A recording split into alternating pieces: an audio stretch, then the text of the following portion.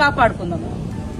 ఈరోజు అందుకనే రొయ్యూరులో ఏదో ప్రయత్నం చేస్తే వాళ్ళ ఇళ్ల స్థలాల కోసం వాళ్ళు అక్కడికి వచ్చారు. కాబట్టి ఇళ్ల స్థలాలది అది ఇస్తామని మేము చెప్పడం జరిగింది.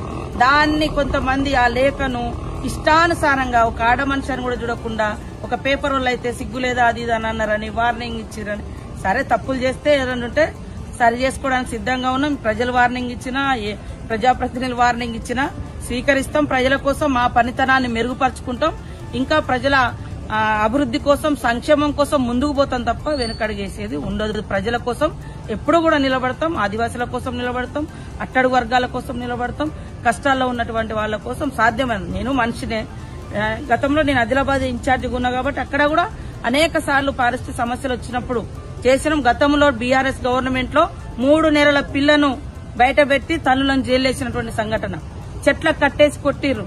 ఒకటి మొన్న ఇక్కడ బూర్గంపాడులో జరగగానే అదేంటి వాస్తవ రిపోర్ట్ తెమ్మని చెప్పినాం. సురేఖ గారితో మాట్లాడినాం. సురేఖ మేడం కూడా రిపోర్ట్ తెప్పిస్తుంది. దాని మీద ఖచ్చితంగా యాక్షన్ తీసుకోమనంటాం. కాబట్టి ఎవరిని ఏ మూలాలలో మేము మా ప్రజలకు సంబంధించినటువంటి సేవ చేసే మూలాలను ఎప్పుడు మర్చిపోం.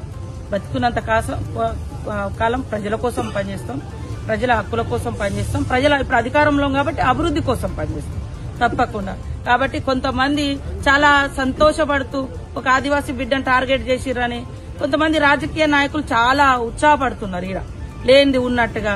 అయ్యా నాయన నిన్నటిదాకా మీరే అధికారంలో ఉన్నారు, మరి ఆడ ఎందుకు ఇయ్యలే? శంకరాజపల్లెలు ఎందుకు ఇయ్యలే? ఇలా జల కట్టెలతో చెట్లకు కట్టేసి ఎందుకు కొట్టిరు? ఇదే భద్రాద్రి కొత్తగూడెంలో అనేక మందిని ఇబ్బంది పెడితే అక్కడ ఫారెస్ట్ ఆఫీసర్ మీద కూడా దాడి చేసిరు. ఆదిలాబాద్ లో జైల్లో పెట్టిరు. చెట్లకు కట్టేసి కింద కొట్టిరు.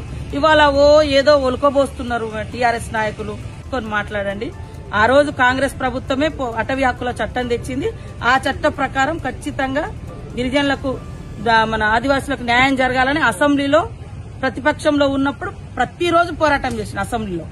ఈ రోజు కూడా ముఖ్యమంత్రి గారి దృష్టిలో ఉంది. ముఖ్యమంత్రి గారు స్పెషల్ గా ఈ రోజు ట్రైబల్ ఐటీడీఏలకు అదనంగా ఇల్లులు ఇచ్చారు. సోలార్ విద్యుత్తులు పెడుతున్నారు.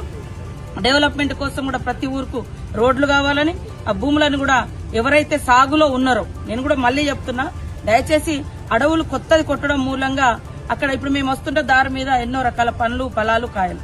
ఇవాళ అలాంటి సహజ సంపదను కూడా మనం కాపాడుకుందాం. ఉన్న భూములను దున్నుకుందాం. ఉన్న భూములకు 2 పంటలకు నీళ్లు కావాలని కూడా మేము ఆ దిశగా అడుగులేస్తున్నాం.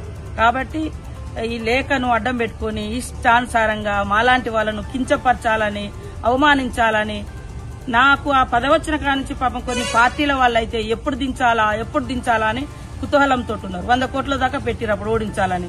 30 నేను 2 సార్లు గెలిచిన దానికంటే ఎక్కువ మెజార్టీ ఇచ్చారు. అయినా కూడా మంత్రి ఎక్కడో కూర్చోలే. ఇదే అడవిలో, ఇదే ఊర్లలో, ఆదిలాబాద్ పోయినా అదే ప్రేమతోటి పోయినా, వరంగల్ ఉన్న అదే ప్రేమతోటి పోయినా, భద్రాచలం పోయినా, ఎటు పోయినా అదే ప్రేమతోటి పోతాం, పని చేస్తాం, ప్రజల పక్షాన్నే ఉంటాం తప్ప ఇంకోటి కాదు. పదవులు వచ్చినాయి. ఈ పదవులు ప్రజలకు సేవ చేయడం కోసం, మరింత అభివృద్ధి కార్యక్రమాలు చేయడం కోసం ఉపయోగించుకుంటాం తప్ప ఇంకొకటి కాదు.